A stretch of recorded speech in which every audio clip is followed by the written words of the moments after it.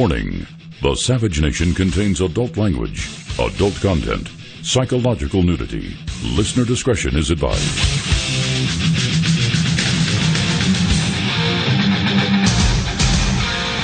And now, America's most exciting radio talk show, The Savage Nation, home of borders, language, culture. And here he is, winner of the National Radio Hall of Fame Award, Michael Savage. So a man goes into the doctor's office. He says he's depressed. He says, "Doctor, my life is not worth living." The doctor says, "Well, the treatment is simple. The great town Pagliacci is in town. Go see him. That should make you laugh." The man suddenly bursts into tears and says, "But doctor, I'm Pagliacci." Welcome to the Savage Nation. Go on stage while I'm nearly delirious? Chin up. Try harder. You're just a clown. On with the show, man. Put on your white face. The people pay you and you must make them laugh. And if Harlequin should steal your Columbine, laugh. You're Pagliacci, and the world will clap for you. Turn into banter all your pain and sorrow, and with your clown's face hide grief and distress. Laugh loud, Pagliacci. Forget all of your troubles. Laugh off the pains that so empoisons your heart. Now, I did a show on loss a couple of weeks ago that was very popular. You could say, well, it's amongst depressives. Don't bring me down. The world's bad enough. You think I want to talk about the health care bill? Do you think that the millions of years of evolution that has created my fine mind and my exquisite soul was created to talk about the health care bill? Well, you're sadly mistaken if that's what you expect to hear on this show today. I mean, when it comes down, yeah, I'll give you the vote. What's the difference? You know what it is. It's nothing. It's garbage. It's Obamacare light called Trump Care. Pre-existing conditions still in place. Kids stay on parents' life insurance until 26 years of age, still in place. Medicaid expansion still in place. Mandate stays in place because the insurance companies can charge a 30% surcharge for people who don't have previous insurance. Mandate still in place. Huge tax breaks to big insurance companies, which hurts the rural area deplorables. 70% of the bill is Obamacare light. So you think I'm going to get excited about it? I told you I opposed it. I wrote a whole chapter about it in my new book, the bestseller, Trump's War. So I really don't want to talk about it. It is so boring that I have to feel that half my brain is numbed. I have to numb half my brain in order to even talk about it. And a lot of people are in pain right now, not to do with Obamacare. And that's because everyone's spinning in a circle. We elected Donald Trump and we don't seem to be getting anything out of it. We see the psychosis of the Democrat Party, the madness of Schumer, the madness of Pelosi, the madness of Waters, the insanity of the press. And a lot of you are in pain right now saying, what the hell can I do now? We've all lost the country. That's what we've lost. We believed in this nation. We believed in the electoral system. We see the madness of the progressives expressing their loss with violence and hatred. But I didn't talk about political loss when I did that show. I talked about personal loss. And what is loss but losing that which you once possessed or thought you possessed? So let's consider what loss is. What is the greatest loss in your life? How did you cope with the loss? Be it of a loved one, a business, your pride, your dignity, your job, your promotion, your health. See, loss is part of life. Everyone thinks they're going to win from the day they're born until they die. Everyone thinks that they're like a character on television, like in Billionaire, a fraud if there ever was one. So smart, all the Wall Street guys. Meanwhile, that's why so many of them are drug addicts. All the great Wall Street geniuses, all the makers of kings, those who rip off old ladies for their insurance policies in order to stuff their faces with more fancy foods and more expensive drinks. You think they're happy? That's why they're drug addicts? But you know, there's more to the story than that, and I'll open up the lines if you just want to do it. Because I think it's an amazing story that no one wants to talk about. A lot of people lose things. I'll make it very personal for you with Colin Kaepernick. Remember him? The guy who went on his knee when the national anthem was played, and how the vermin in the media celebrated that piece of garbage? Guess what happened to Colin Kaepernick? He's lingering on the free market. And teams don't want to sign this anti-American piece of garbage. He destroyed the 49ers franchise, if you want to get down to the sports arena. Or I can read you To an Athlete Dying Young by A.E. Housman, if you'd like. Still my favorite poet, Victorian poet, who dressed in black on the his birthday for his entire life because he said he cursed the day he was born. That's the kind of guy I like. I have a Mexican friend, humble man, tough as nails, had to fight his way out of the worst slums in Mexico to come here to this promised land. And he looked at me when we were showing each other pictures of our mother. And he said to me, see, mothers are very important in most cultures except in America, where they're somewhat put on a shelf. And he looked at me and he said, you know, Michael, we're in hell. He said, we are living in hell. He said, our mothers are in heaven. That's where heaven is. He said, this earth is hell, he said to me. Or I could say to you, success is a stale finale. The struggle is the success, something I've quoted many times by Eugene O'Neill in his great play, The Long Day's Journey into Night. I've quoted that many years, for 20 years. It's not just today. I am a somber guy. I go in and out of, somberness. It's who I am. You sit here like a moron laughing about things. I can do that sometimes when I'm in the right mood. Or sit here and celebrate this, celebrate. I don't want to do it. I'm sick and tired of it all. Frankly, to tell you the truth, it's a bunch of garbage. The whole political system is a pile of crap. What this country needs is a revolution, frankly, and I thought we had one at the ballot box. But the vermin on the left stole our revolution from us. And they laugh at us, and they mock us, and they tell us that they're going to kill us. They tell us they're going to hurt us, and nothing happens to them because the police have been neutralized. The press is worthless. We know this. We're boiling with rage. You think I'm the only one? So when I say I'm talking about law, she said, well, what's really bothering him? And what's really bothering you is the question. Why are you distressed today out there, Mr. and Mrs. America? Don't tell me you're happy, because if you are, I don't believe you. First of all, if you want to go into what is happiness, I'd be glad to do that for you one day. I did it many times on this show. I learned when I was 18 years old from the great American Chinese poet, or Chinese American poet, Lin Yutang, what is happiness. And I used to read his parables to myself when I was 18. Really beautiful stuff. And he made it really simple of what is happiness. Stuff like, to cut a bright red watermelon with a large sharp knife on a sunny day. Is this not happiness? To hear a fly buzzing against the screen. Open the screen and let the fly out. Is this not happiness? To come back to your village after having been away for a long, long time and to hear the language of the people in your village being spoken and the children laughing. Is this not happiness? To awaken after a long sleep in the country and feel rain on your face coming through the cabin window. Is this not happiness? And stuff like that. Or he wrote something as mundane as, if one's bowels move, one is happy. And if they don't move, one is unhappy. That is all there is to it. I mean, come on.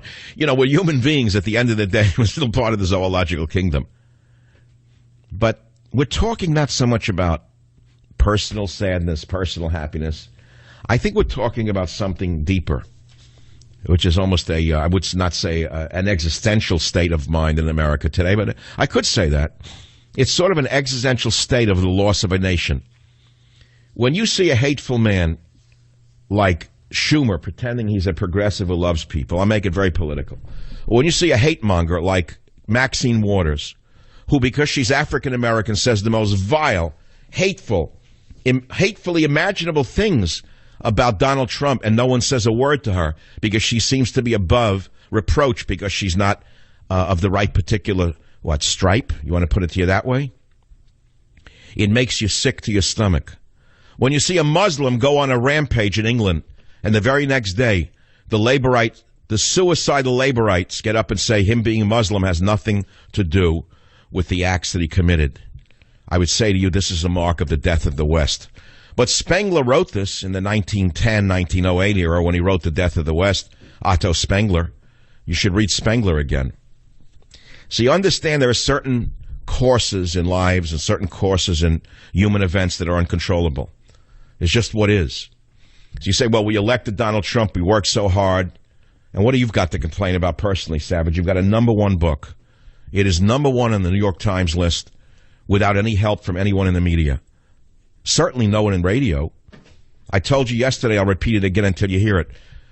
When Mickey Mantle or Babe Ruth or the current great baseball players hit a home run and they went around the bases, they came back And waiting for them between third base and the plate were his team members who slapped his hand. Doesn't exist in talk radio. Everyone's out to cut the other guy's throat. There is no team. There is no team in talk radio. There's no team in television. Those girls on Fox News, you think they love each other after the show? I wouldn't want to be in that locker room. So that's the human condition. That's what we live with. You don't complain about it. And within this human condition, some thrive and some die. It's that simple. Some rise and some fall. That's the way it is. So I got nothing to complain about. I mean, I've never missed a meal in my life unless I wanted to. As a friend of mine said to me this morning, he said, I realized just this morning I'll never miss a meal for the rest of my life. I'll never want for food. I said, so what? I'm supposed to sit here and say because people are starving to death in Yemen, I should be happy? You ever hear that one? Because they're starving to death in Yemen and I'm not, I'm supposed to be happy. How does that work for you? Never worked when I was a kid. When I'd leave my food over, then parents would say, think of the starving children in Europe. I didn't even know what they meant. What do I care if they were starving in Europe? I didn't want to eat the milk. I didn't want to drink the milk and eat the food they were giving me. That's all a kid knows. Are adults any different? I think we're all extremely personal in our feelings. I don't think it matters what's going on in the world around us. And yet, you can let it get to you and it can eat you alive, the political world. But most of us don't. Our happiness and our sadness, in my estimation, is based not upon political machinations, but upon what's going on in our own life. Meaning in our own garden, in our own body, with our own family, with our own ego. That's all that really matters to us. The rest doesn't matter at all. I think the rest is a construct. In other words, what I've come to a long time ago, if you want me to philosophize for another minute without boring you to death, is that many of us will take what's going on outside of us and relate to it as though that is what is affecting us, when it's only a reflection of what is really going on within us, and we're just using the outer world as an excuse to reflect our inner world, if that makes sense to you. So I feel as though we're in a sort of seminar now in a room with 30 people, not 3 million people or 9 million or 50 million. I don't know. Who knows how many people listen to a radio show? It's a guesstimate. We don't really know. And I'm not going to sit here and trumpet and boast about my ratings or my number one bestseller. It means nothing to me right now. What matters is the fact that I chose to go on the radio today. In the old days, I wouldn't have gone on the air today. I'm not in the right mood for radio. I'm a little down, and I'm not so interested in politics anymore. I can get it, not today anyway, I'll tell you that right now. I mean, I worked to get Donald Trump elected, and for what? What happened? What did I get for it? I don't mean what did I get. What did we get for it? I didn't look for a job. What did America get so far? Nothing. Now, we know that the 50% of the political structures against him, we knew they would be. Democrats, socialists, whatever you want to call them. So 50% of the political operatives are against him. Now take his own party, and what would you say? What percentage of them are opposed to him? 50%? Probably, maybe even higher. So if you take 50 and 50, and it's not 50 and 50 makes 100, it's 50 because 50 of 100 is 25. Of that is 75% of the political world opposes Donald Trump, which about reflects the actual popularity of him right now. It's that bad. I'll be back to talk about this and more in the Savage Nation. Join the Savage Nation. Call now, 855-400-SAVAGE, 855-400-7282. Savage. The Savage Nation is sponsored by Swiss America, the only company I trust with my financial future. Call 800-289-2646 or SwissAmerica.com. Okay, forget Pavarotti. It's not what they want to hear today. They want to hear Dems bad, Republicans good. But the fact is they just pushed the vote back on this another 30 minutes. Big deal. Like it matters to me. I could care less. When you have low-life, degenerate rap stars attacking the president, calling for his death, when you have filthy bums of every stripe calling for the death of conservatives and the so-called Secret Service does nothing, while those of us on the other side of the aisle, if we sneeze, we're investigated by the NSA. I didn't make a big deal of it, because you dismissed it, many of you, thinking it was nothing. I disclosed to you this Monday that I've been snooped on by the NSA for a number of years, and I never made a big deal of it. It's a huge deal. But it doesn't matter to you. Now, if I were a black, liberal, gay, progressive, I guess it would be front-page news across the newspaper landscape. Black, gay, liberal, spied on by Trump's NSA. Why, they'd bring the house down, wouldn't they? But white conservative Trump supporters spied on by NSA by that rat bum Obama, that didn't matter to you? That sneak who's still conducting the government in absentia, that doesn't matter to you? This can't go on. This won't go on much longer. I said this before. I'll say it to you again today. Trump is a businessman. He's trying to run the country like a business, which he can't do. It cannot be done. Now, years ago, I wrote a book where I said run the country like a business. But then I amended that several books later when I came to understand you can't run a country like a business. Because in a business, you have dictatorial powers. Even a public company, if you're the CEO, you have an awful lot of latitude. You can fire people, you can hire people, you can cut the budget. You don't need to go to anybody for it. You can't do it in a government. Thankfully, we have a sick, broken system that doesn't permit that, or else it would be a dictatorship. Donald Trump is emotionally, I don't think, prepared for what he's living through. That's not a criticism.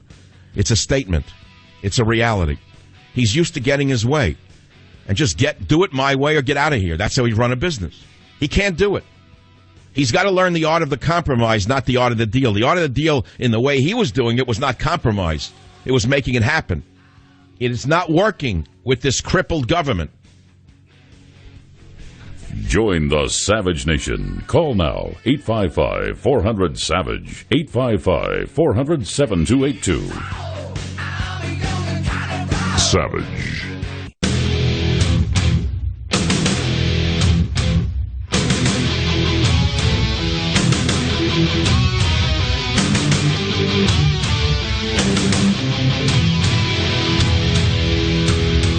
It is the Savage Nation. So we're talking about loss.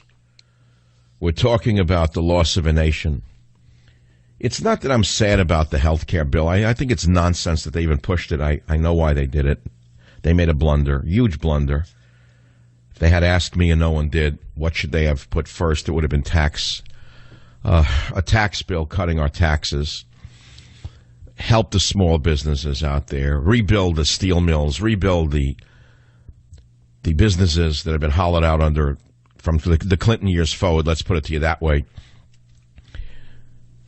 Go to Pennsylvania, take some of your billionaire friends, show a skeleton of a factory that used to be running around the clock, and say, this town of Western Pennsylvania is going to be living again. It's going to be great again. Because my friend, Mr. Schmendrick, is going to invest $12 billion in rebuilding the steel mill.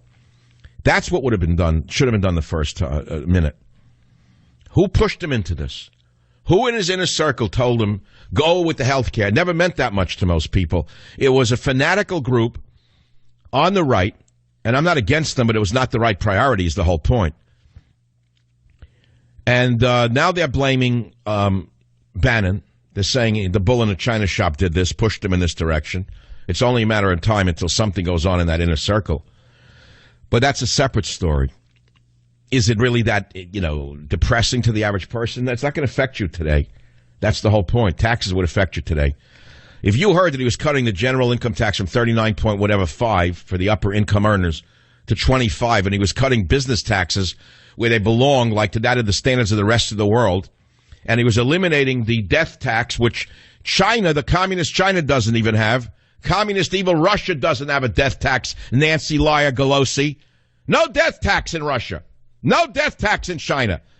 But your goon put in a death tax, doubled it after Bush. So you work your whole life and leave a farm to your kids.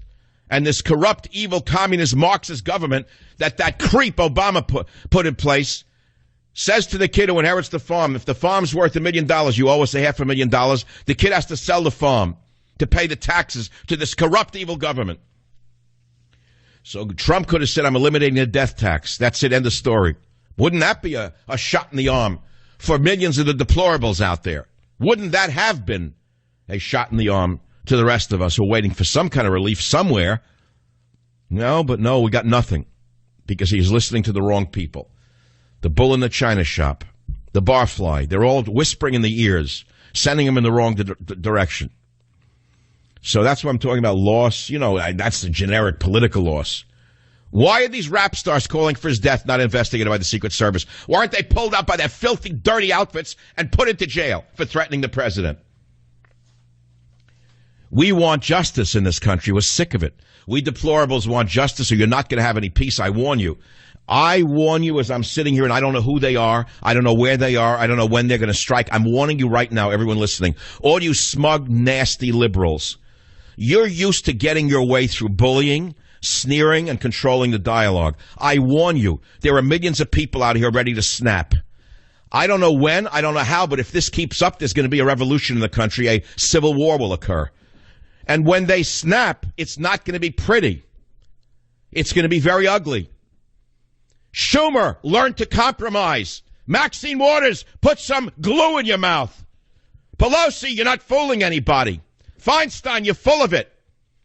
How dare you say to Gorsuch during the hearings the other day, Dianne Feinstein, are you going to be for the little guy or for the big corporations? While your husband, God bless him, is one of the biggest contractors and biggest, most successful businessmen in the world.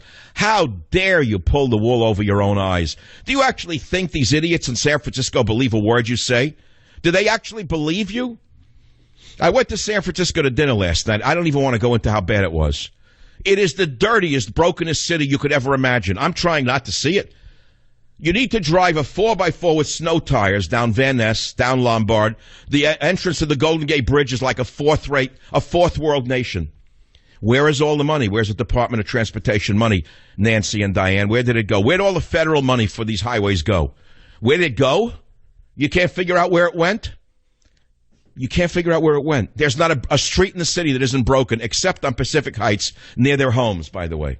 If you drive high enough on Pacific Heights, it goes from black tar to concrete and it's paved nicely. Everywhere else, it's like living in the fourth world. Every street's broken up. You can't drive here. Come out of a restaurant, a filthy bum is walking around the most vile curse words imaginable. This is right on Columbus Avenue in North Beach. Walking, a deranged homeless white guy is cursing people sitting in outdoor cafes, wives, children, doesn't matter. The dirtiest words you ever heard. And no one could get up and smack him in the face.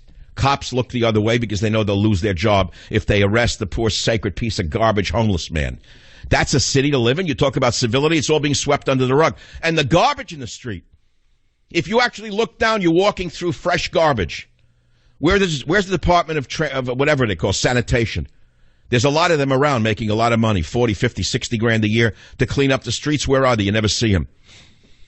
So I got so angry, I wanted to take my camera and start doing the real San Francisco from the street up and post it on YouTube. I wanted people to actually see how broken the city is.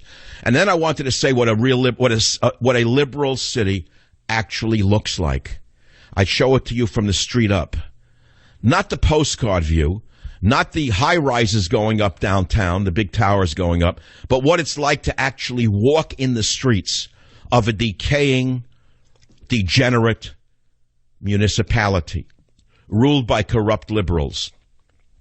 But I didn't get around to it. That's the city I'm in. I don't feel like ever going over the Golden Gate Bridge again.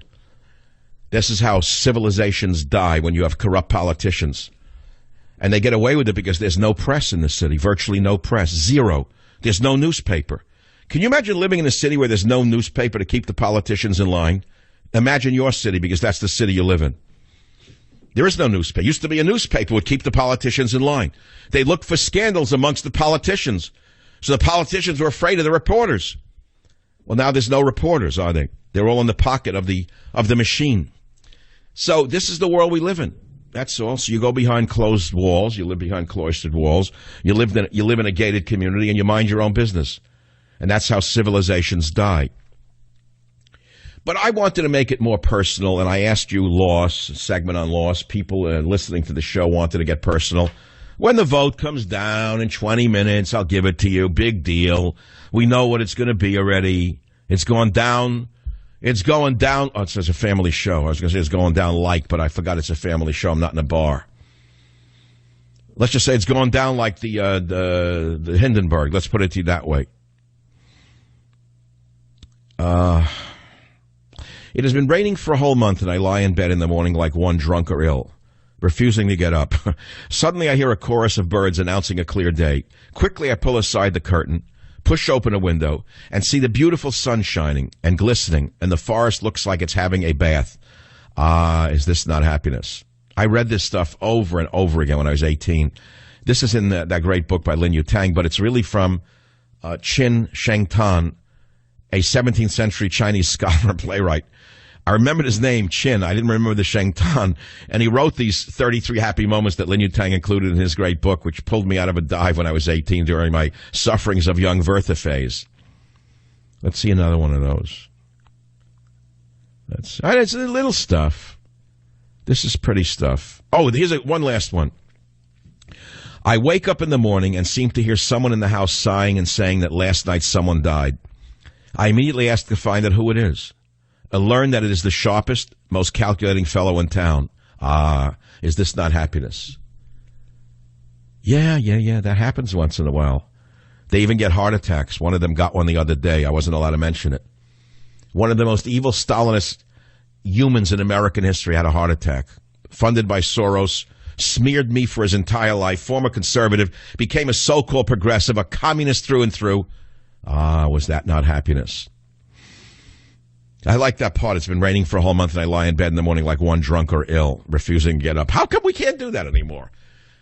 Well, I know we're not in the 17th century, but have we lost the ability to be human? Did you ever want to just lie in bed? But, I got to get up. Let's work those abs. Let me have that useless breakfast with no carbs and no food in it, devoid of all nutrients, and I wonder why I'm devoid of any energy. Why don't you want to just lie in bed on a rainy morning? No one lies in bed anymore. You have to be productive. If you got to be productive in America, the great machine must keep running. Put your shoulder to the grindstone and push the wheel, my son. Don't be a wimp. Be a real American. Get up out of that bed. Don't be a slacker. Push, push, push. Push the wheel of the economy, my friend. Yeah. This is nice stuff. Let's see. Teddy's sick. I'm really unhappy over that. He's getting old. I don't know. Oh, here's a nice one. I am drinking on a winter's night and suddenly note that the night has turned extremely cold. I push open the window and see that snowflakes come down the size of a palm, and there are already 3 or 4 inches of snow on the ground. Ah, is this not happiness? I love this. You know how happy this used to make me? To realize that life could be reduced to simple things instead of these great flights of fancy or achieving. To cut with a sharp knife a bright green watermelon on a big scarlet plate of a summer afternoon. Ah, is this not happiness? Is poetry dead? I realize it's not as good as the rappers of today. I get that. I understand it's not as poignant as killing a president or, let's say, killing white women, as one of them wrote. I realize it's not as refined and as advanced as that of the rappers of today and of the professors of a certain area of study. But, the ancient Chinese poets did as best as they could. They weren't as evolved as our class of artists in America. To keep 3 or 4 spots of eczema in a private part of my body and now and then to scald or bathe it with hot water behind closed doors. Ah, is this not happiness? I think you understand what I'm saying to you. You get this? The humanity that was still basically an animal or monkey? To find accidentally a handwritten letter of some old friend in a trunk. Ah, is this not happiness? A poor scholar comes to borrow money from me but is shy about mentioning a topic, and so he allows the conversation to drift along on other topics. I see his uncomfortable situation, pull him aside to a place where we are alone and ask him how much he needs. Then I go inside and give him the sum, and after having done this, I ask him, must you go immediately to settle this matter, or can you stay a while and have a drink with me? Ah, is this not happiness? Do you understand the humanity in this? How beautiful this is? This is 17th century Chinese poet. He couldn't exist in Mao Zedong's China any more than an artist can live in Barack Obama's America. So we are now living in the realities of our world, doing the best we can, spied on by little men, little women, Lilliputians spying on human beings as though it's the norm when they should be thrown in prison. And we're talking about loss. What loss? We lost our freedom. We lost our privacy. But what are we supposed to do about it? Well, we elected Trump. He was supposed to straighten it all out. So now he's caught in the quagmire of Congress. Okay, let me take a call. WABC, Andrew, line 2. What's your comment today? What's the topic? How you doing, Doc Savage? I'm calling out personal loss, but I feel like I lost as an American. Like I'm losing my, not patriotism, but my Americanism. The country's so divided, and it seems that one side... No, it was divided before Trump was elected. It's still divided. Yes, it was. And Obama divided America unlike any division I had seen in my lifetime since the Vietnam War. Obama specialized in putting blacks against whites, whites against blacks, police against crook against police. Obama divided and conquered with a little help from his friends. He got by with a little help from his friends.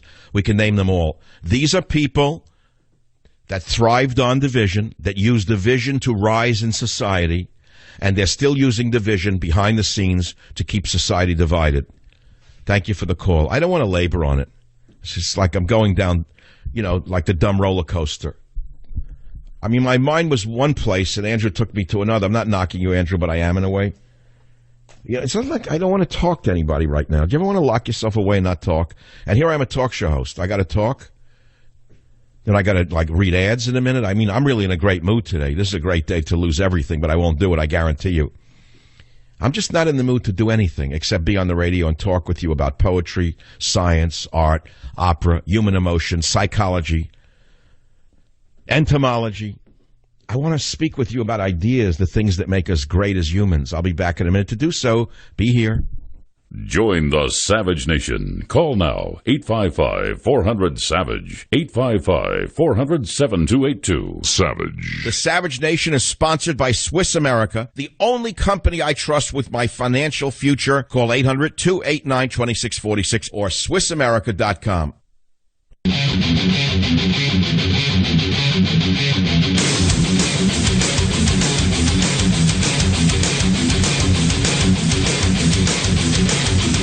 Well, our president has gone down to a defeat. House Republicans lacking votes pulled the health care bill at the last minute. What can you say? They undermined him. It's like A2 Brutus. They undermined him. They set him up for a fall. His own advisors who pushed this forward before tax relief are the real villains. They are the real villains. They're the ones with the long knives. You'd expect the obstructionists to do what they did, which is to not want Obamacare repealed. I mean, don't expect them to go along with him. But when his own party stabs him in the back and he was led down this road by his so-called inner circle of advisors, you have to say, who are the advisors? Well, read Julius Caesar and you'll know a little bit more about that. Which side are they on? Remember this, no matter who anyone is, they're all advancing their own career. They're always out for their own end. And that's why leaders always have to watch out who they let near them and who they let whisper in their ear. And the only people you can trust when you're at the top are people who don't need anything from you. And they're hard to find because most everyone needs something. So this is the problem. If you have ambitious people around you, you're in real trouble as a leader. Maybe I ought to write, General Savage's advice to leaders. Maybe that'd be a good book. Who knows? House Republicans pull health care bill. So I think I'm going to do something odd now that I covered health care for the day. I mean, if it was another radio show, it's 3 hours of this now. Why they did this, and inside that bill is that, and I suggest that, and we put this in the mandate, the mandrake, and the mandate. I'm going to mandate. I'm not doing it. I almost sounded like that guy I used to love. Who was that guy in the Lenny Bruce era? That great black. He actually was. Who was that guy? That great black comedian who wasn't black? Lord Buckley. Like some Lord Buckley in the next hour. It's Friday. Let's have some fun. Let's get Lenny Bruce, Lord Buckley, and I'm going to read you something you're not going to believe. I'm going to read you the last 2 pages of my God book. That's right. You're going to get a special treat right here in the Savage Nation. You made Trump's war number 1. Wait till you see the God book next year. Actually, it's this year. Join the Savage Nation. Call now, 855-400-SAVAGE, 855-400-7282. Savage.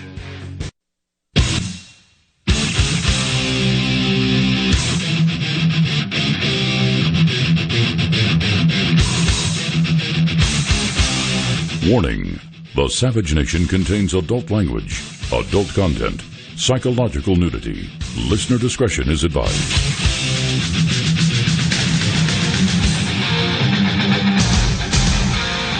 And now, America's most exciting radio talk show, the Savage Nation, home of borders, language, culture.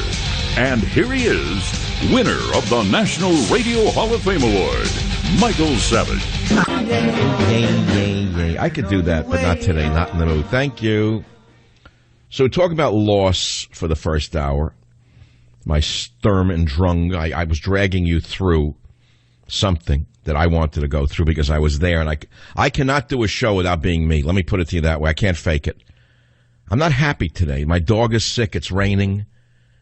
Success is a stale finale. All of that stuff. Now I wake up and I see Trump lost for the first time in his life, and it's connected to loss. How is he going to handle loss? Please don't wipe it away and say it means nothing. And I'm going to get, the true believers are going to say, oh, he's such a genius. He planned this to lose so that he could win. That's not what happened. It means he lost. And as the Washington Post is proudly reporting, gleefully at that, it casts doubt on the GOP's ability to govern and to advance other high-stakes agenda items, including tax reform and infrastructure spending. Paul Ryan is still without a signature achievement as Speaker. And the defeat undermines Trump's image as a skilled deal-maker, willing to strike compromises to push his agenda forward. I told you the same thing. Skilled deal-maker, willing to strike compromises. He doesn't know how to compromise.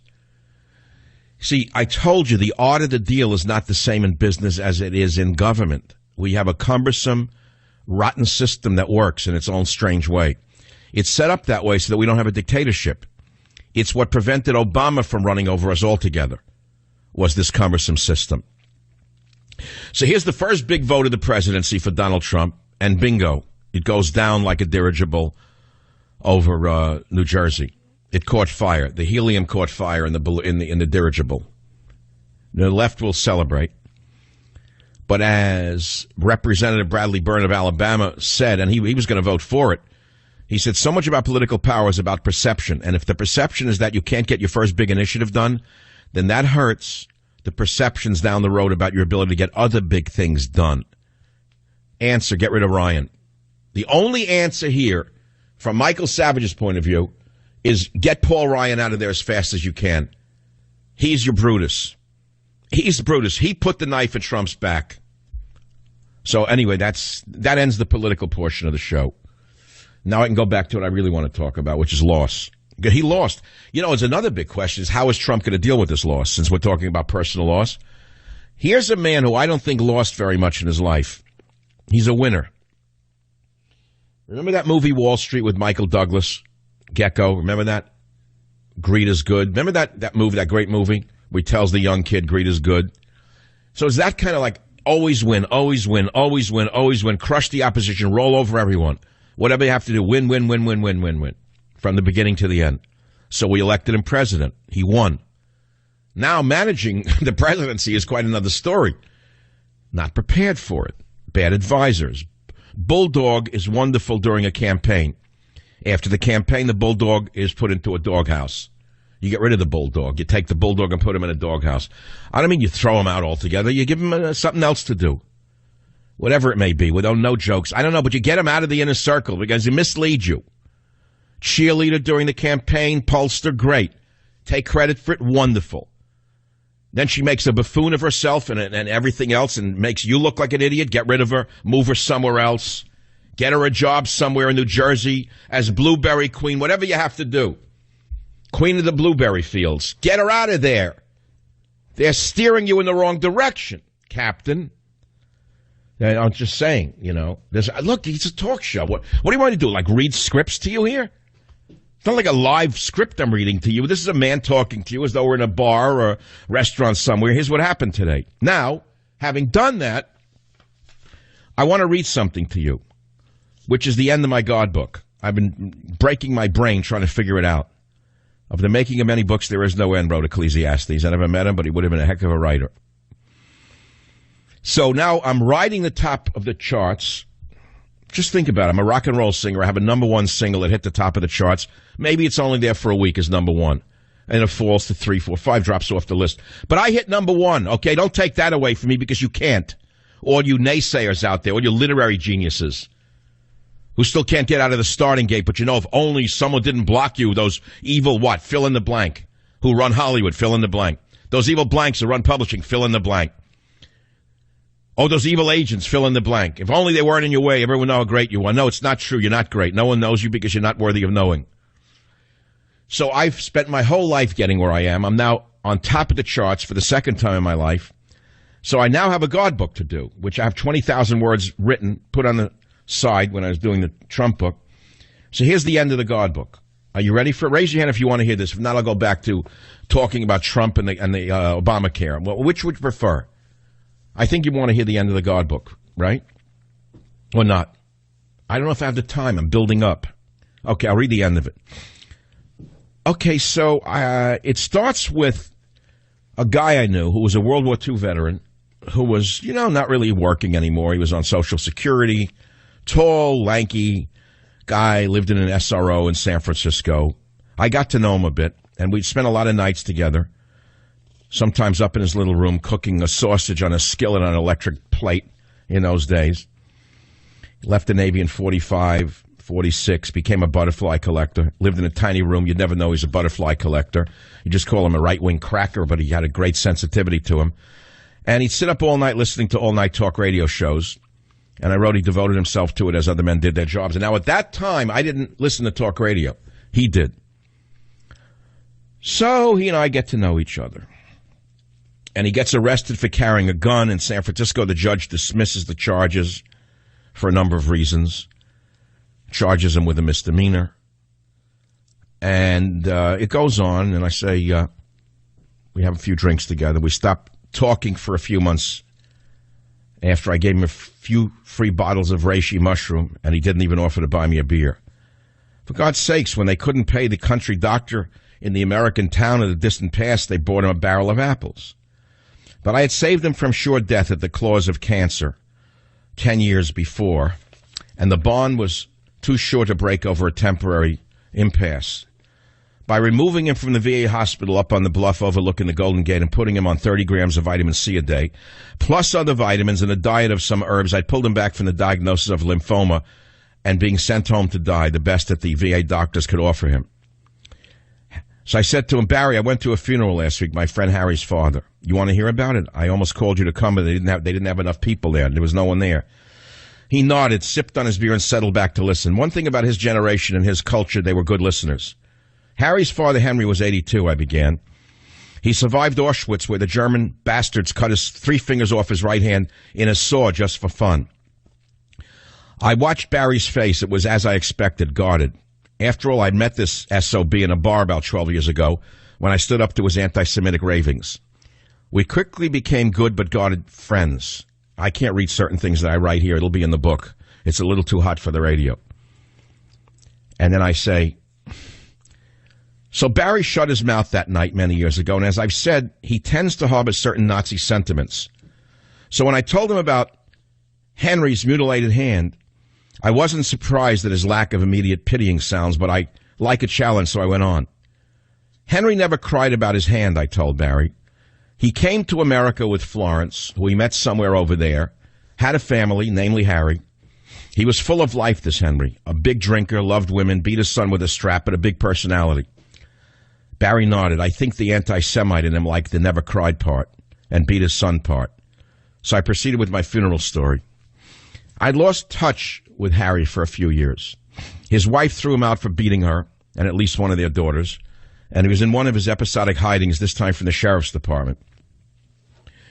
Somehow I heard that his father, Henry, had cancer and was dying.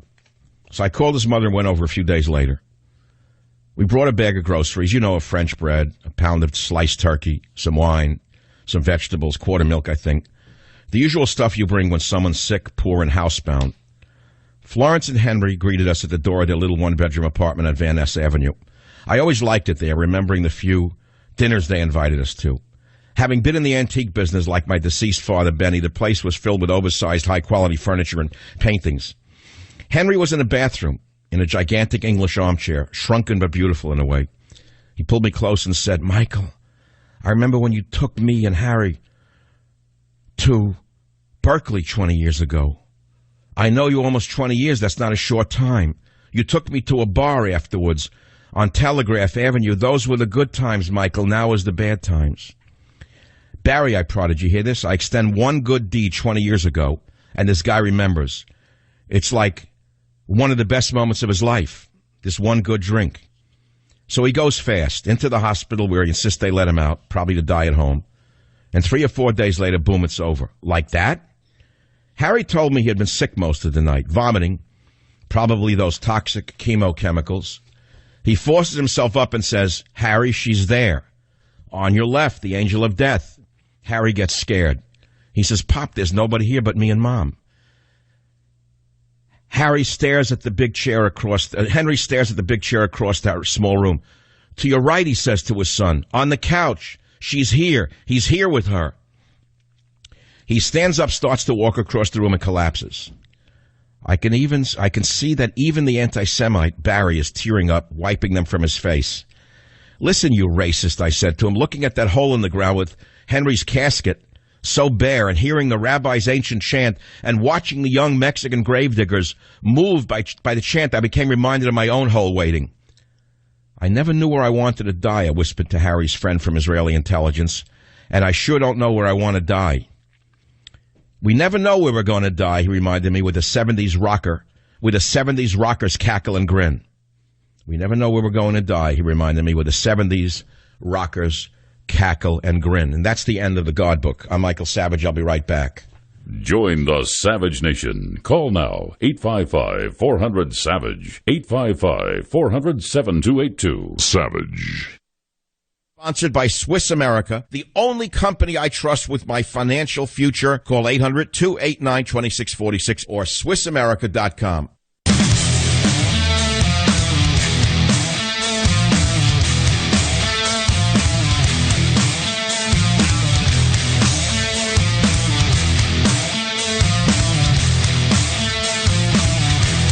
Gallup's happiness poll finds Americans aren't happy. So I did a show today on loss, and we got calls on people who've lost things. And I may get to you, I may not. It's very hard to manage it all. And then I read to you at the end of my God Book, which I thought was stirring, and not one person heard it. Well, maybe it was so good that no one could call on it. What can they say about it? That's what I'd rather talk about, but you can't. So I go to the news. Here's the news. Trump lost. How is he going to react to this loss? How will a man who was used to winning, a billionaire, how will he react to loss? This is an interesting question to me from the psychological point of view. The average person suffers losses and learns how to deal with it. The super winners are not used to loss. You know, there's a song from the 70s, I've been down so long it's starting to look like up to me. Most of us know how to pick ourselves up when we're knocked down, brush ourselves off, and go on with life. The people who are not used to losing, when they do get knocked down, I don't know if they can get up again that readily. I don't know how he's going to react. I think that's a great question for me. We don't know what he's going to do. Is he going to come out humble, do you think? And he's going to compromise with the jackals? He's going to compromise with the psychopath like Nancy Pelosi and Charles Schumer, those two psychos? Or is he going to come out with all guns blazing and try to crush them? It's going to be one or the other. He's going to be totally humble. He's not going to come out in the middle. He is an extremist. All successful people are extremists, myself included. Make no mistake about it. That's how we get where we are. We get this way because we're relentless. We never stop. That makes us unique. Now, he's a special case. He's the president. So how is he going to handle loss? How is he going to do this? I don't know. This is going to be an interesting. No one knows the answer to that either. How will Trump handle a big loss? Healthcare bill pulled at Trump's request. That's so. Let's go to Derek, the caller. WABC line 4. What's on your mind, Derek? Go ahead, please. Hey, how are you? Derek, you're on the air. You're on the air, Derek. Fire away. It's Eric, not Derek. It's okay. Listen, great loss. I've lost a lot in my life. I've lost 2 businesses, a girlfriend at the time. I was divorced, and then I remarried and had a son, and we lost the son, and lost my job, lost my home for this mortgage modification thing from Obama, which they modified. So how do you handle all of these losses? I mean, you don't sound like you were defeated by it all. No, to top it off, no insurance, and I'm blind in one eye now as of a year. How do you handle it? Certification, perseverance.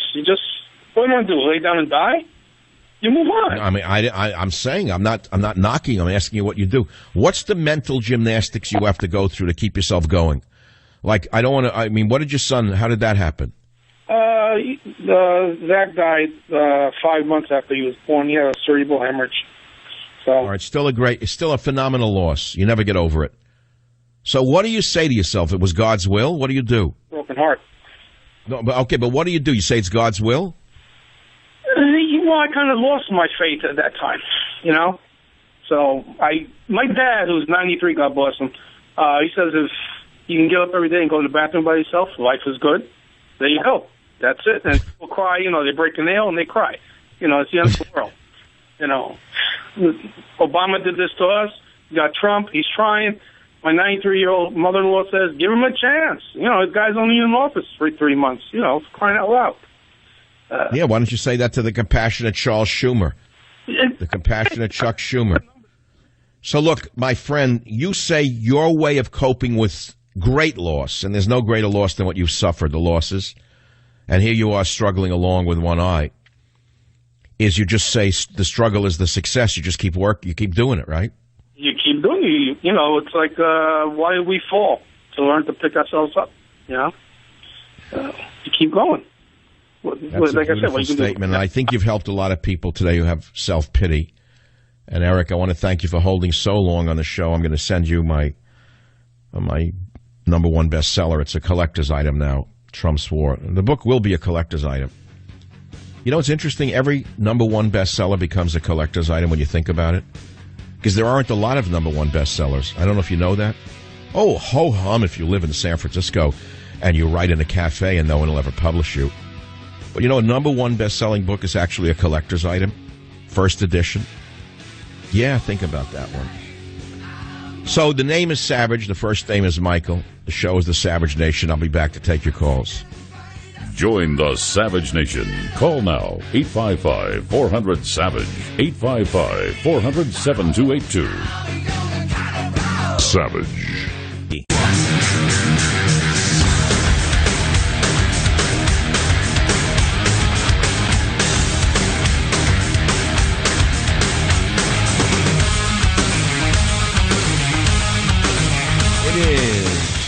Raining like crazy out here in the San Francisco area. It'll sweep away the garbage in the streets. The bums will have to go inside.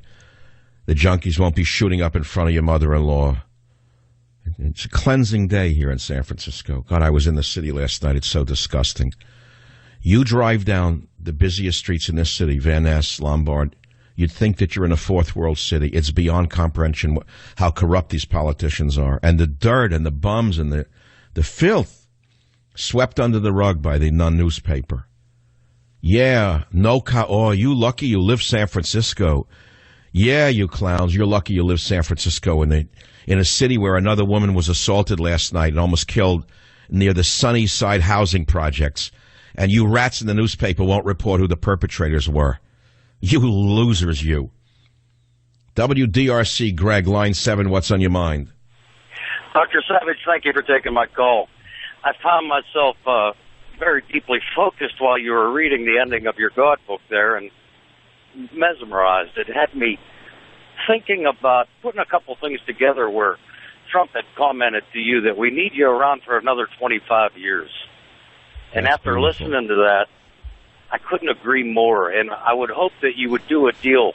I know this is going to sound kind of morbid, but I would hope that you would do a deal and get somebody to put your books on tape for you that could express your heart and your emotion in your writing. Well, you know, it's interesting. I don't usually read my own books, but I think I'm going to read the God book and do an audio of it because it's truly from my heart in that sense. The political books are very left-brain, very thoughtful, very logical, very important, very impassioned. But the God book is going to be something different. It's going to be a sort of semi-autobiographical travel through my life because I look back on my whole life, truthfully, Greg. My agent even said to me, he said, virtually everything you've ever done has been a search for God. Every plant you picked in the Fiji Islands, you were looking for God in every plant. Every seed you collected, you were looking for a proof of God's existence. He said that to me just the other day. But I'm glad you heard it. I don't know how many people hear what's said on radio. When I read the end of the God book about the funeral and the Israeli intelligence agent, the end of that the line I decided to end the book with was, we don't know where we're going to die, he said, with the 70s rockers cackle. I thought that's a great ending to a book, isn't it? It is, and it actually shocked me, the ending of it. But please let me tell you that I was raised in a very deeply Christian family. My mother was a chair lady of the Christian Women's Society. And I've been listening to you again now for about 7 years after, as all of us do, stumbling away from Christianity. And now that I've been listening to you, you've brought me back, and I really appreciate that. Thank you. Wow. I don't know what to say to that. How did I bring you back to your religion? Well, you're a very common guy to me. You're very down to earth. I can very much relate to you, and especially with this reading that you did in this God book. It's very life-like to me, and well, the scene of the man dying of cancer in the last hours of his life, and the funeral and the Mexican gravediggers, and then the statement that was made by the 2 or 3 people were at that grave. That's all it was. I was one of those 3. And the other guy was a friend of the son of the guy who died. And I didn't know he was in the Israeli intelligence until another time. And I laughed at him. I said, I don't know where I'm going to die. He said, none of us do. We don't know, blah, blah, blah. We never know where we're going to die. I thought that was a very poignant ending to that book. It certainly is. It actually, again, it shocked me. You see, because here's the thing. People expect me to write some hokey kind of, God book that's going to be preachy and all of that. That's not me. It's not going to be that. It's basically going to be it's an odyssey, a man's odyssey through his own life, searching for the proof of God and finding it and losing it, finding it and losing it, and then finding and losing it and finding it and losing it. That's basically it. But at the end of the day, there's no solution other than, there's no conclusion to the question. Each person has to go through their own odyssey, don't they? They certainly do. I lost my mother to 3 rounds of breast cancer, and the third one finally took her at 78. And a beautiful Christian woman that I couldn't possibly give her the right credit. Right, and you don't know why God would do that to a righteous woman. Why would he make her suffer? Right, that's right. All right. Why would he do that? Why doesn't he reserve it for the real evil of the planet? How many times have we asked that question? Why does some of the most evil bastards on the planet die a ripe old age in their bed? Why do the evil dictators like Joseph Stalin die in his bed, who killed 60 million people? Why do the evil ones, why do they seem to skate through life? How is that? We don't understand it. None of us do. The suffering children, the cancer wards, leukemia wards, the little children without hair in these hospitals. You don't know what to do with this. Enough to make a strong man break down. He doesn't know what to do with these things. So how do we get through it? I don't have an answer for the next man. The thing is, each of us has to get through it ourselves, right? We certainly do. I've seen there's no guide. There's no guidebook to certain things, and that's the whole point of almost everything I want to say today, is there are no guidebooks to certain events in our life. No guidebooks, no goalposts, no field. We don't even know what plane we're on. We don't even know if we're walking on Earth sometimes when bad things happen like this or great losses occur. The Earth comes out from under our feet. Then where are we? What are we left with to hold us together? We will all be humbled before we go. I'll just send you a copy of Trump's War. It's a first edition, first printing. Trust me, you're going to love reading that book. It's all I've got to give you right now. It's a great book. And I hope that you call me when the God book is actually out, God willing, and I read it on the air, because that one's going to be read on the air, piece by piece, along the way. It doesn't have to be delivered until July, thank God. Oh, God. Okay, I called my agent the other day, I heard that Trump's War was #1. And I said, Ian, when is the God book due? What's the word length? I don't even remember these things. So you got to look it up. He said 75,000 words. I said, are you kidding me? I said, I've only got 20,000 right now. I can't produce like lox and put it on a plate. He said, well, okay, whatever. You can do what you got to do. So then I read a story this morning about a man who just died. He's 88. And he wrote like 200 books. So I said, that's encouraging. He just never stopped writing. He worked 7 days a week in his writings, And then I'm reminded of how I've been driven in my life in many ways by the writings and the readings that I've done. And I never forget stumbling upon the great sculptor Rodin's writings. People don't know that he wrote. Most great artists do everything. They paint, they sculpt, they write. If you get their journals, you see how they really thought. So Rodin, the thinker, if you want to just generically put him in a category, we have a great collection of his here in San Francisco at the museum up there on the bluff. I don't remember what the museum is. The Palace of the Legion of Honor. It's a small museum. It reminds me of a private collection, but we have a great Rodin collection. I've often gone there. I haven't gone recently, but maybe I'll go this weekend. Who knows? So Rodin wrote, "Work is the only salvation. Work, work, work." It's worked for me to work. I got to tell you, to bury myself in work. And that's what's always worked. People say, how do you do it? How do you do a show? How do you do the books? Work, work, work. Never stop. How do you turn a mind off? Can you turn your mind off while you sleep? I can't. I would like to develop a machine, a piece of equipment. I don't want to say machine. It's antiquated to say machine. I would say device, in a sense. An electronic device that I could turn on at night. And I'll bet you we have this in our lifetime. And it records our thoughts and dreams all night long. And it digitally translates it into the typed and visual form. I would have, in the morning, 7 movies, 8 books every morning. It's like a chicken laying eggs. Do you think your brain goes to sleep? Does your brain go to sleep? People are afraid to think that their brain never stops. Now, this is a great question unto itself. Why do you think some alcoholics are alcoholics? Why do you think some drug addicts are drug addicts? Well, part of it is that they can't stop their mind, and their mind is generating a lot of negative thoughts for them, and they're scared. They can't take the pain. So they drown the pain in drink, drown the pain in drugs, drown the pain in running, drown the pain in sex addiction, drown the pain in chocolate addiction, drown the pain in talk radio addiction, drown the pain in pain addiction, drown the pain in pain pill addiction, drown the pain, so I'm saying, vicissitudes of existence kind of thing. But there's another way, which is to just live with it. Let it run. Don't block it. Don't be afraid of it. It's not you. Disconnect yourself from your thoughts. That's another little trick I learned a long time ago. I shouldn't give up all my tricks right now. It's like I'm Merlin the magician. If I give away too many of my tricks, I'm liable to lose them. But I'll share one more with you, which is, let's say you got negative thoughts running through your head. You don't know what to do to stop them. Oh, I'll take a pill. I'll go to the doctor. I'll run. I'll go to the gym. I'll use drugs. I'll take a drink. Temporary will work. Good for you. We all do it. But what if it keeps going on and on and on? Is he a psychiatrist? Can he help you? If he does, God bless him. Good for him. I'm glad he can. There's another way, which is disconnect yourself from the thoughts. They're not yours. They're just there. They're floating by like bad clouds. Okay? Just look at the thoughts as though they're there. There goes another dark thought. There goes another dark thought. There goes another dark thought. And eventually the dark thoughts will just keep moving. And then the clouds will become white again. I mean, that works too. There's a lot of techniques that people taught and learned in the 70s that were phenomenal in the self-help books, by the way. And many of them have been forgotten. We've become a nation of narcotized, medicated individuals who don't even want to think about how to do it with our own heads. So, I mean, I try to bring, all of this to the talk show. That's what talk shows are. A talk show is generated by a man or woman who talks on the radio. That is what a talk show really is.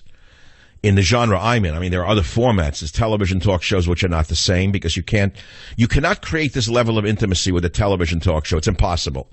You're too exposed to reveal yourself in this manner.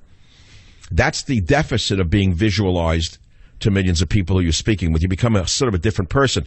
You have to become Rigoletto, is what I was playing, Pagliacci rather, at the beginning of the show. You literally have to put on the makeup. And you have to put on the outfit to do that. And then the minute you put on the makeup and the outfit, you're no longer the same person because you are hiding something. Talk radio is a lot different, I think, just speaking from my own point of view, because you're just expressing yourself to the audience without thought about how you're being received visually, because you're not being received visually, you're being received in another manner. And that other manner in which you're being received is a very primal manner, when you think about it. You're receiving the voice of the man, and what is the voice? Now think about that. I don't know if enough has been written about voice itself, but voice itself is magical and mystical all at once. The voice carries the person, if the person is really opening up to you. And if the person's really opening up to you and you're able to receive it, again, now let's look at it from the listener's point of view. If you are listening to me on the radio, you're opening your mind to me, a stranger, in a way you'll never open yourself up generally to a person you know. Because it's safer to open yourself up to me and let's say people listening to the show and even call the show. Whereas you can't do this in person because it's too revealing and it's too threatening. So this becomes one of the most precious formats left in the world.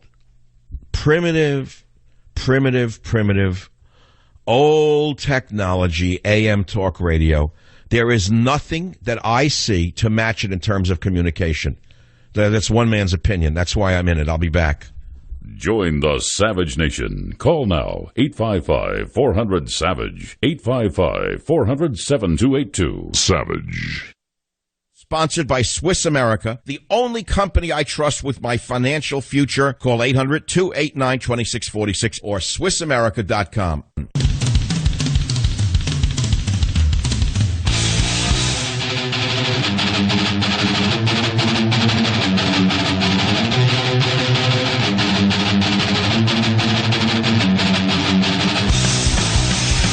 Dr. Michael Savage back with you. Let's talk about blood flow for a moment. We all know that healthy circulation is critical, especially as we get older.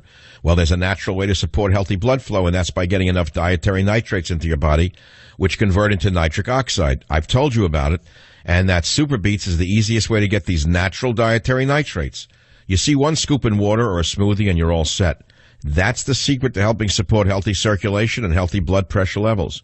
Super Beets works 3 times faster to give you results you can feel. And it happens to taste great. It's all about blood flow.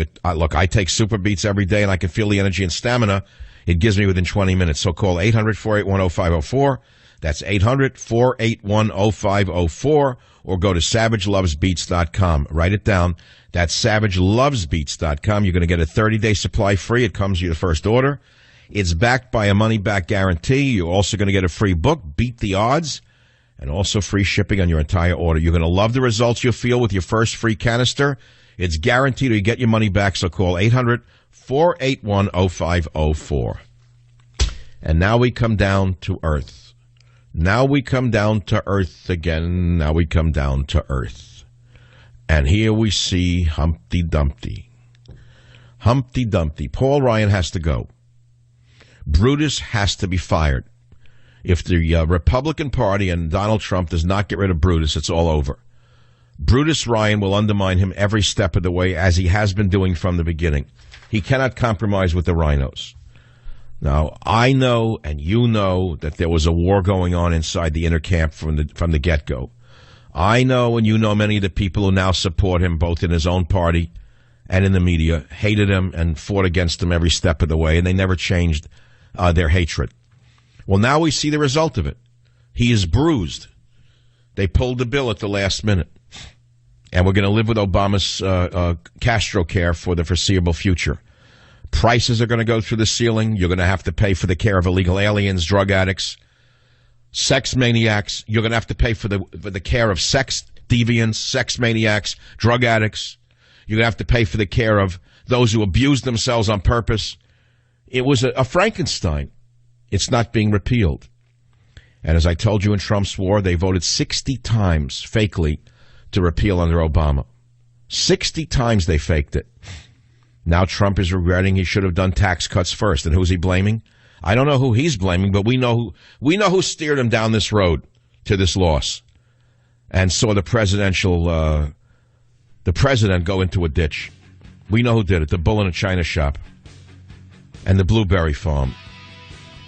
And unless he understands that Blueberry and Bull are not his best friends, kaput, finito. That's all, nada.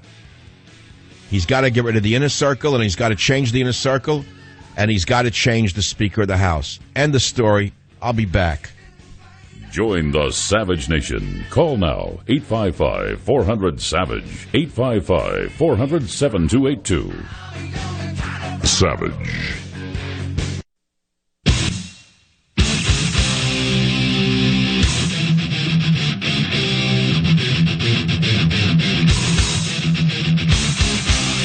Warning. The Savage Nation contains adult language, adult content, psychological nudity. Listener discretion is advised.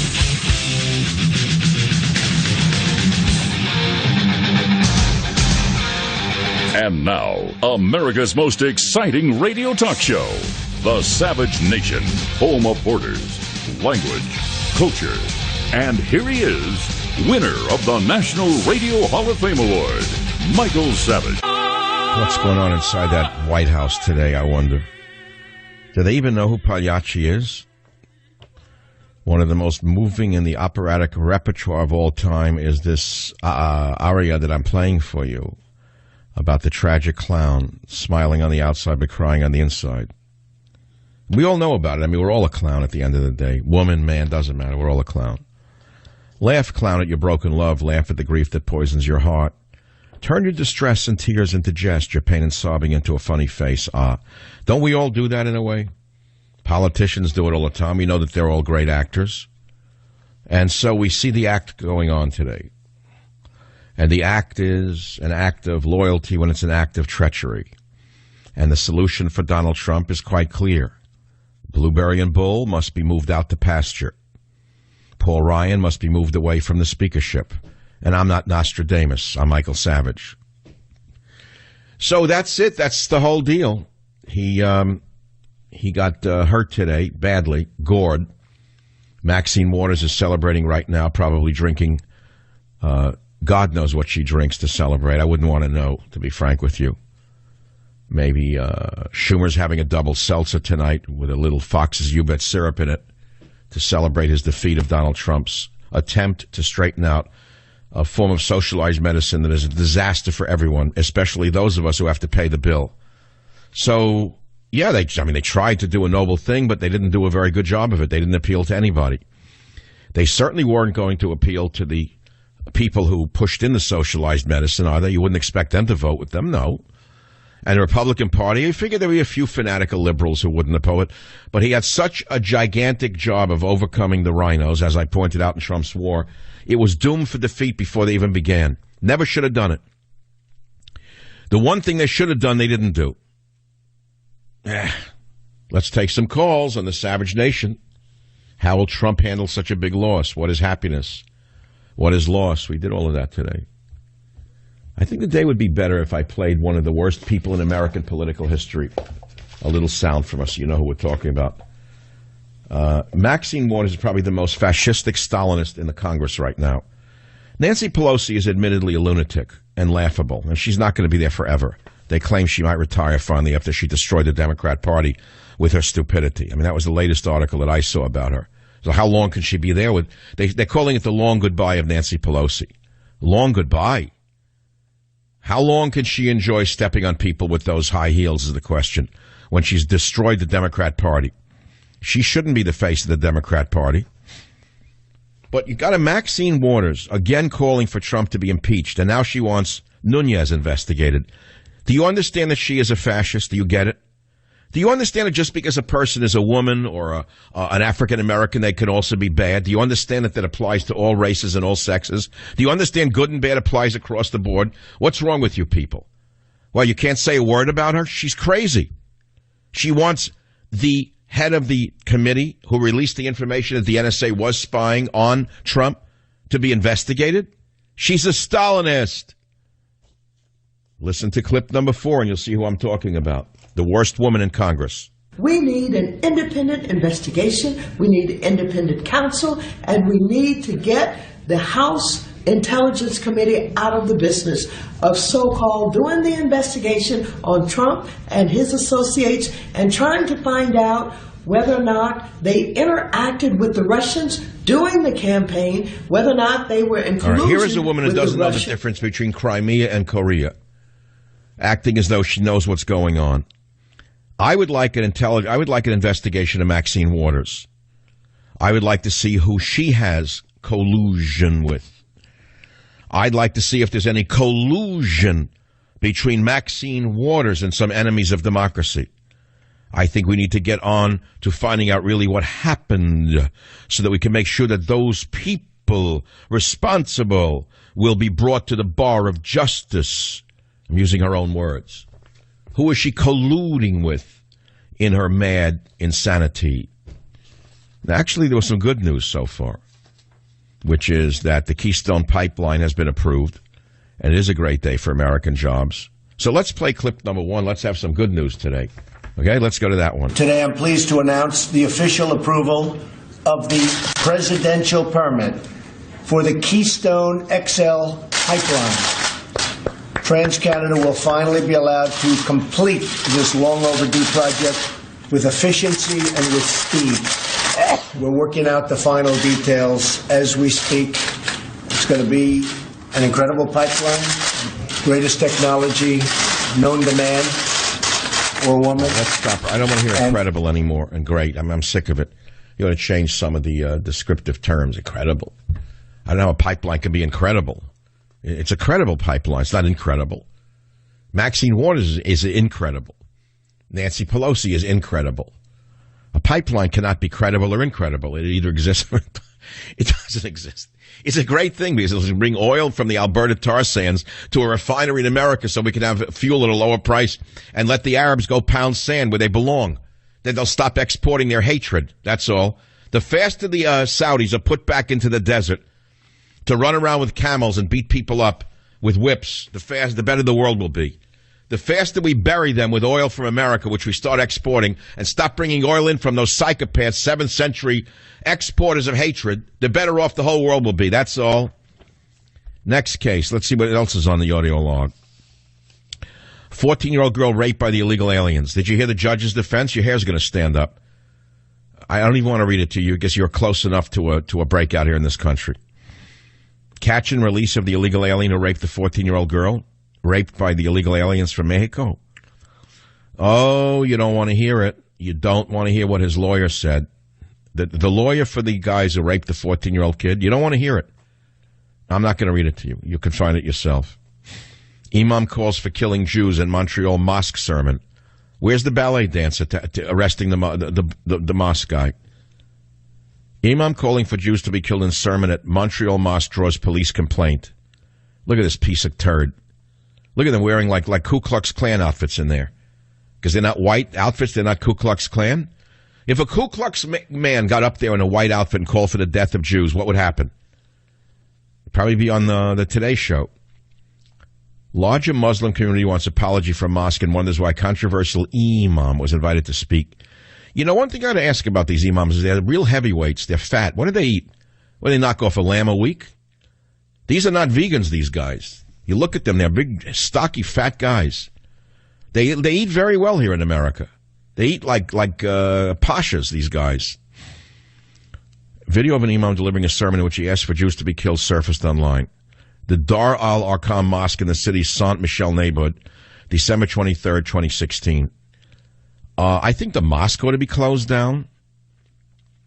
Now, did he make these words up? No, the verse comes from a religious text known as a hadith, which interprets the words and actions by the Prophet Muhammad. In the video, the imam recites in Arabic the verse, O Muslim, O servant of Allah, O Muslim, O servant of Allah, there is a Jew behind me, come and kill him. That's all.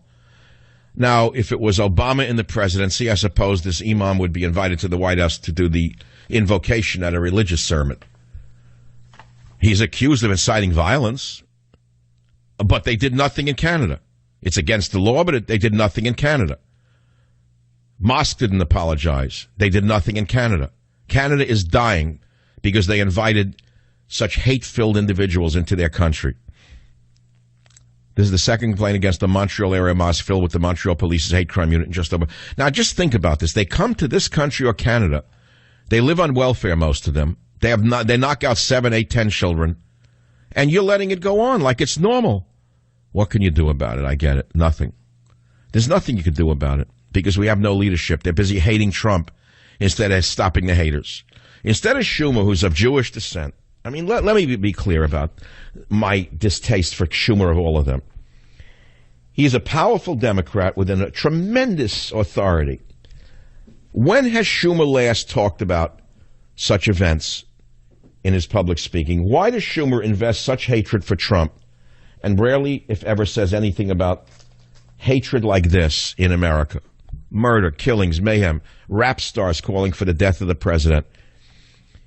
Hating of the Jewish people themselves, never a word said by Schumer. Anyone have an answer for that? I do, but it's a family show, so I can't tell it to you. But I think you can figure it out. This Schumer type existed through history, in my opinion. There was a thing called the Sanhedrin. Raise your hand if you know what the Sanhedrin was. I want to see if you're actually listening. Let's forget it. It'll get me in more trouble than I'm already in, so I'll leave the Sanhedrin out of it. Just let me put it to you this way. The Sanhedrin was a council of elders that judged Jesus. And not all of them in that Sanhedrin voted for Jesus to be crucified, but some did. I'll let you figure out which side of the aisle I think a certain person is on. So that's one story, but you're not interested in it. I think you'd rather I just read from the God book or something like that. Breaking news, Ryan Trump canceled vote on Obamacare repeal, but we know that. Boring. There's a solution. I gave it to you in the last hour. You ready for the solution? You want the solution? Blueberry and Bull get put out to pasture, and Paul Ryan is taken down from the speakership because he just shafted the president. Trump now must know who Brutus is. If he doesn't know now, I don't know when he's going to know, but what can he do about it? Can he remove a speaker? No. The rhinos put the speaker in to undermine the president. That's why he was put in place. The day is going to come that Donald Trump, maybe in 6 months, is going to have to change the entire circle around him, and he's going to have to bring people in who have nothing to lose, have nothing to gain by talking with him, who don't want anything, or not conning him, not conniving him, not gaming for this or a grant or a contract, not trying to get a position. Those are the only people he can trust. Everyone else is out for something and not to be trusted. It's just common sense. You run a big business, you run an organization. I don't care if you're a gang leader, you know what I'm talking about. A guy running a gang knows that if you set up like this, it's the people within your own circle who are doing it. So what do you want me to do? I'm just like calling the shots as I see them. I'm just an umpire here of what's going on. I don't dictate what's happening. Look at the headlines. Trump retreat on health care deals, body blow to rest of agenda. That's what they wanted. They knew if they could take him down on this, the rest of his agenda is going to go sideways. So that's what happened here. Disintegration of the Republican health care plan now undermines Trump's deal-making reputation.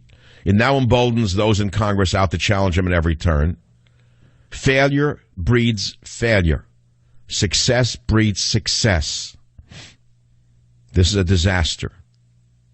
So where does he go from here? I just said where it has to go from here. Alfred on WFJX Radio in Virginia. Thanks for calling. You're on the Savage Nation. Michael, I was just thinking about your comments earlier. I was listening to you describe AM radio as outdated and antiquated, but I had this thought actually listening to you. I'm listening to you on an iPhone, and I think you have millions of listeners listening to you on high-tech devices, phones, you name it. And here's the brilliance. Here's your brilliance. No, but I was being sarcastic when I was saying that little old primitive antiquated AM radio is the most powerful method of communicating to the masses. That's what I actually said. I do get your sarcasm, I absolutely do, but I have an added thought that I wanted to share with you, and that is you're a guy who's talking about everything from the bums in San Francisco to Rodin to Auschwitz, and you take us around the world 5 times in 3 minutes. And well, do you find it too distracting to move around like that? No, I love it, and I think your audience loves it, and that's what makes you're brilliant. You're a national asset, and that's the magic to millions of people listening to you. You're like nobody else because you literally spin us around in a brilliant, poetic way 5 times. Yeah, it's interesting what you just said. Yeah, I did go from the streets, the broken streets of the city, to Rodin, back again, up and down. It's all in there. Does it mean I have a confused mind? No, it doesn't mean. No, it doesn't mean that at all. It means that all these elements are out there to talk about. Absolutely, and it's so brilliant, and you present it literally in a poetic way. You're a national asset, truly. You are. Well, thank you. Tell that to President Trump. Maybe he give me the National Medal of Freedom when he gets around to it. Well, imagine if I got one of those a couple of years from now. That would be nice. I think I'd like to give that to my granddaughter. All right. Hey, my friend, I'm sending you Trump's War, which is a brilliant first edition, first printing book. I know you're going to love it. I'll be back in a minute. Join the Savage Nation. Call now, 855-400-SAVAGE, 855-400-7282. Savage. The Savage Nation is sponsored by Swiss America, the only company I trust with my financial future. Call 800-289-2646 or SwissAmerica.com.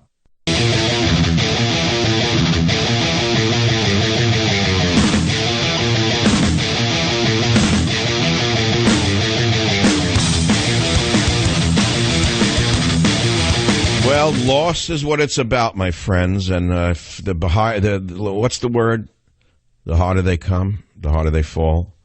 The bigger you are, the harder the loss is to take. Most of us normal folks have had many losses in our life. Think about it. Since you're a child, I mean, you've had loss, I've had loss.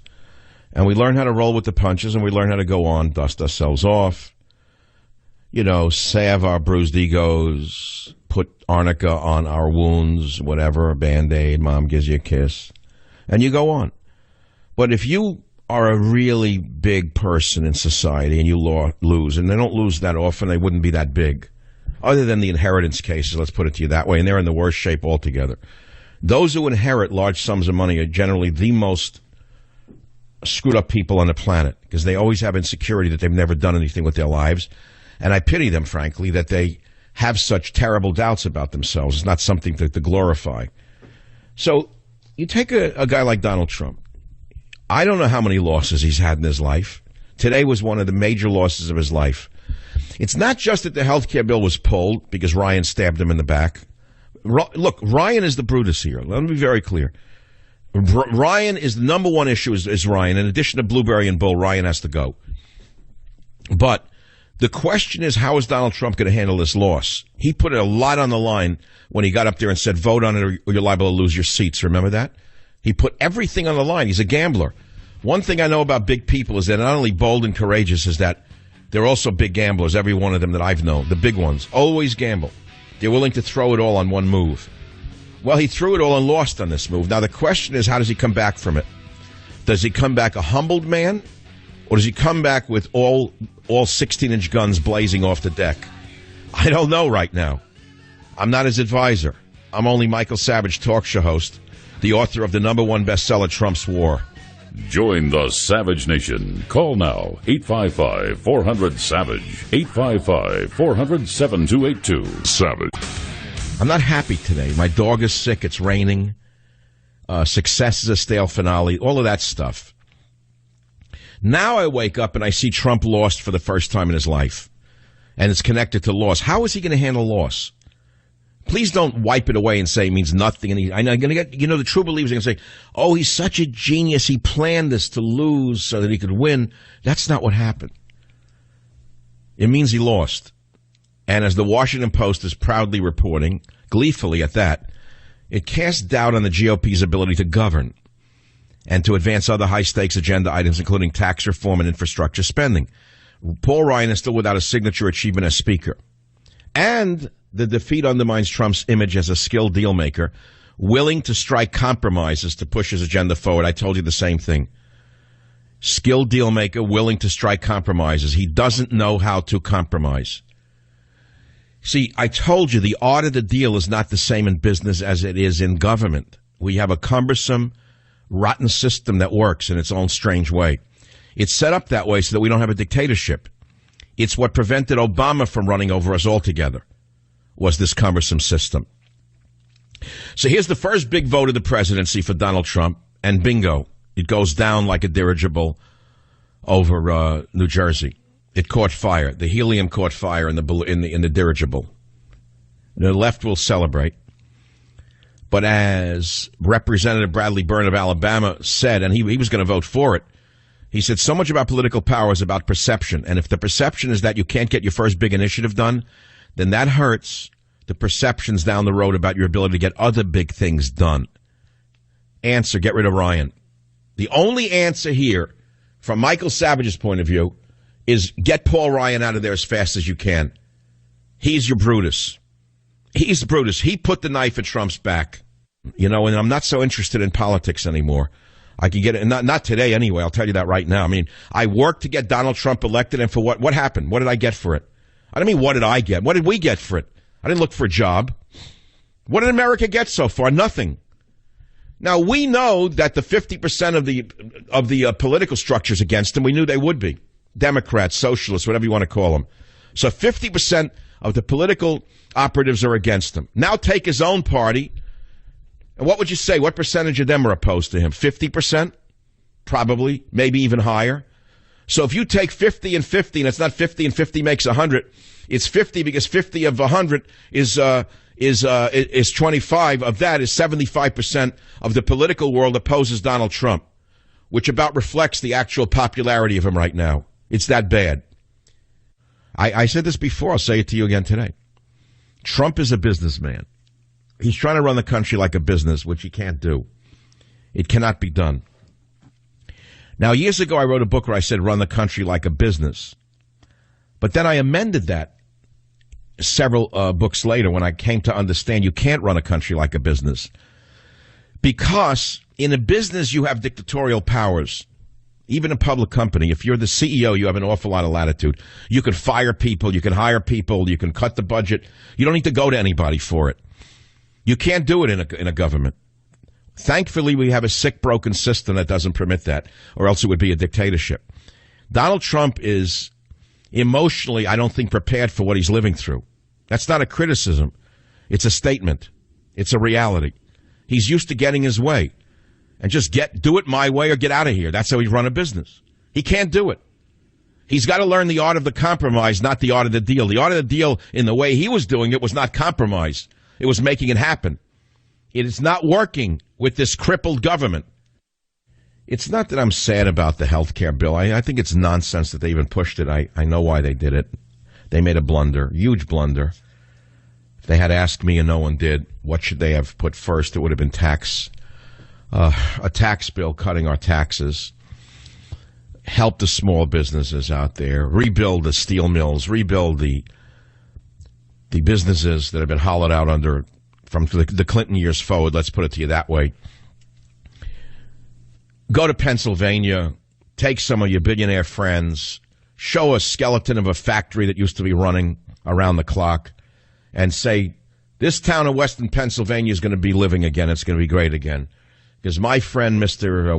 Schmendrick, is going to invest $12 billion in rebuilding the steel mill. That's what would have been done, should have been done the first minute. Who pushed him into this? Who in his inner circle told him, go with the health care? It never meant that much to most people. It was a fanatical group on the right, and I'm not against them, but it was not the right priority is the whole point. And now they're blaming Bannon. They're saying the bull in the china shop did this, pushed him in this direction. It's only a matter of time until something goes on in that inner circle. But that's a separate story. Is it really that, depressing to the average person? That's not going to affect you today. That's the whole point. Taxes would affect you today. If you heard that he was cutting the general income tax from 39.5 for the upper income earners to 25, and he was cutting business taxes where they belong, like to that of the standards of the rest of the world, and he was eliminating the death tax, which China, the communist China, doesn't even have. Communist evil Russia doesn't have a death tax. Nancy Liar Pelosi. No death tax in Russia. No death tax in China. But your goon put in a death tax, doubled it after Bush. So you work your whole life and leave a farm to your kids. And this corrupt, evil, communist, Marxist government that creep Obama put in place says to the kid who inherits the farm, if the farm's worth $1 million, you owe us $500,000. The kid has to sell the farm to pay the taxes to this corrupt, evil government. So Trump could have said, I'm eliminating the death tax. That's it, end of story. Wouldn't that be a shot in the arm for millions of the deplorables out there? Wouldn't that have been a shot in the arm to the rest of us who are waiting for some kind of relief somewhere? No, we got nothing because he's listening to the wrong people. The bull in the china shop, the barfly, they're all whispering in the ears, sending him in the wrong direction. Didn't he say that he would not let Muslims into this country? And what did the Schumers and the Feinsteins and the Pelosi's have to say when he did that? Racist, this is, that is. No, he was a survivalist. And these psychopathic left-wing idiots are suicidal lemmings, and we have to ignore them and push them aside or they'll take us all over the cliff. Trump said he would ban any more Muslims from entering this nation. And what did he do? He tried to put in even a travel ban. And these sick people on the left called him every name under the sun and blocked him. One filthy judge in a dirty robe. Who is that piece of garbage judge? Who is he? Who is that filth? Did I elect him? Did that piece of garbage hiding behind a black robe, did he run for office? No, he's a left-wing nut. How did one nut in a filthy black robe stop a president? It's because he is backed up by the sickest people on the planet, suicidal leftists who will kill all of us unless we let Donald Trump do his job. And that's just the beginning of what must be done. I have a dream that one day I'll wake up and Donald Trump will be able to rule America, and all of the psychopathic obstructionists will finally be voted out by their own party, who also decide they want to live, not to die. Which brings us to terrorism again. What is our plan for victory for this terrorism? I'm very pleased to tell you that I do have friends in the media. I have a few friends in the media. I mean, you know, the book's #1 on the New York Times list, Trump's War, which is an awesome victory. You have no idea what this is. To be a man alone and to come out #1 on the Times list. This is the first time I've had a #1 bestseller in many a year. The first one was, hold on, I got to read you this. I went to my library and dusted off my first one. I've had many New York Times bestsellers recently, 5 in a row, which unto itself is pretty awesome. Thank you for that. But in 2002, I published a book called The Savage Nation, Saving America from the Liberal Assault on Our Borders, Language, and Culture. That's the one with the great picture of me with the sunglasses, the iconic picture of me with the Golden Gate Bridge behind me, that my son took in a snapshot one day on the back of a ferry boat or something. And the minute it was taken with the sun glinting off the glasses, it was an instant classic. And I look back on that book and I say, what was in that book that the people liked? They had never seen anything like it. So I looked at the outline of that book, From the Bronx to Broadcasting, Diversity is Perversity, America from the Melting Pot to the Chamber Pot, Christophobia in Praise of Christianity, Trickle-Down Immorality, Immigrants and Epidemics, TB Anyone, Dancing on the Cultural Abyss, Red Diaper Doper Babies Rule, and Crimes of the Democrats. It was only 200 and some odd pages, and I got to ask you, has anything changed? Has anything changed? We've lost the war thus far. Not. We haven't lost the war. We just won the election. But the suicidal deviants in the media are so devoted to their own self-destruction that they would deny us our own victory and deny us our own vote. They're supposed to be impartial. I don't turn a television show on for one day and not see an attack on Donald Trump or his family. Not one day passes without these perverts pretending that they run the world. Don't get me started now on the word pervert. Don't get me started on saying that it is not an act of Islamic terrorism. It's a perversion of a great faith. Don't get me started on that. Because I would say to you that the media today is a perversion of a great profession. Oh, yeah, it's a perversion of a great profession. Journalism was once a great profession until it was perverted by these diehard, fanatical, suicidal maniacs who deny half the nation their own vote. But there are friends I have in the media. I have them here and there. I was in a few radio shows. No conservatives in the media will even mention my name because they can't compete with me, so they don't. As I said, only Mike Gallagher, who I really don't know. I don't even know what time he's on, but he did mention my book because he said, I'm proud to say that, you know, one of us, a conservative writer, is #1 on the New York Times list, and he took pleasure in that, as he should, because he understands it's a battle. He takes it for real. He understands it's a real battle, and we're supposed to support each other when there's a victory in order to magnify the victory, in order to spread the message. But he's not bitter, he's not jealous, so he did it. Now I open up Breitbart, and I don't have any contacts with them, and I'm shocked to see that it's their lead story. How pleasant this is. Review, talk radio legend Michael Savage outlines his strategic plan for victory in Trump's war by Colin Medine. This is unbelievable. I'm reading you one paragraph. Breitbart, Michael Savage. It would have been easy for Michael Savage to write a book after the election of Donald Trump that boils down to "I told you so." After all, Savage is one of Trump's earliest supporters, but instead of taking the easy route, Savage has written Trump's war as Battle for America, a comprehensive battle plan for the Trump administration, ranging from his familiar topics of borders, language, and culture to economics and the deep state. I got to read this later because I do have honest people in the conservative media, and I want to thank everybody at Breitbart for overcoming all of the resistance that you must have in there to even mention my name. I'll be right back. Join the Savage Nation. Call now, 855-400-SAVAGE, 855-400-7282. Savage. The Savage Nation is sponsored by Swiss America, the only company I trust with my financial future. Call 800-289-2646 or SwissAmerica.com.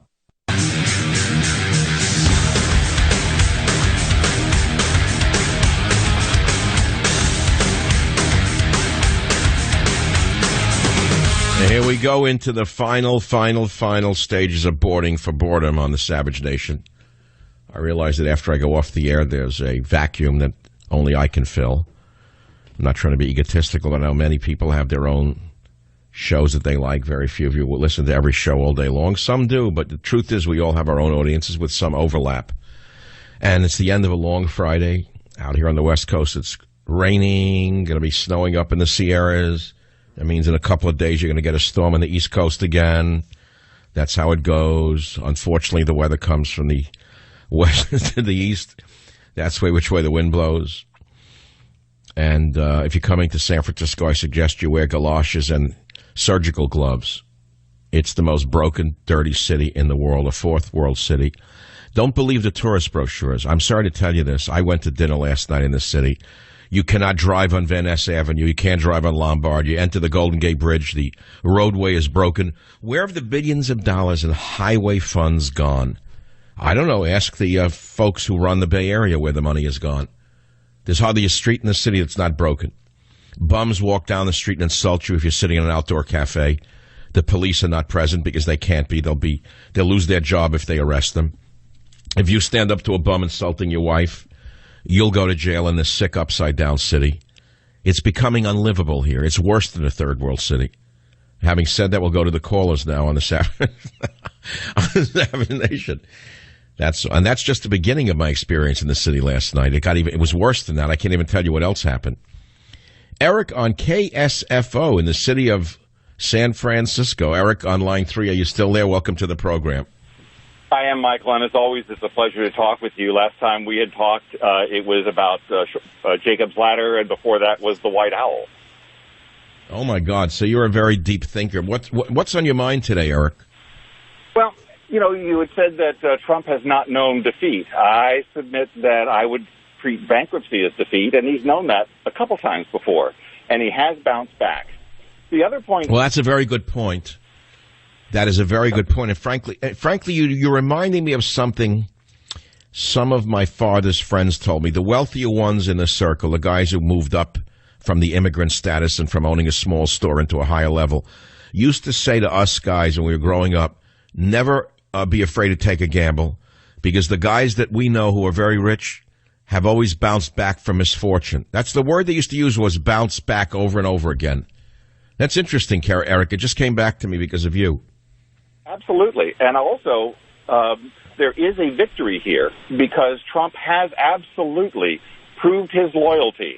And now he can say, okay, you owe me loyalty now with respect to Gorsuch. Make it happen. Oh, are you kidding me? You think Schumer and Waters are going to give him anything? No. What's going to happen is he's going to turn to the rest of the Republican Party and say, okay, we are not going to have a filibuster. A filibuster is a rule of the Senate that you... That is correct, but Schumer has said he's going to filibuster Gorsuch's confirmation hearings, and the only way to overcome it would be for the gobbler McConnell to do the atomic bomb that Harry Reid used and go from a majority to a plurality. Exactly, and so that can be done. And what Trump is saying, essentially, look, I have shown my loyalty to... All right, so what you're saying is Trump can now call his cards in and make sure that they appoint Gorsuch by going to the nuclear option that Harry Reid created. That's a fabulous point. I'm sending you Trump's war. because you obviously are a deep reader. I forgot that you called me on the White Owl. It's a beautiful, blessed Friday. Enjoy the weekend, enjoy nature, enjoy the family, enjoy your pets.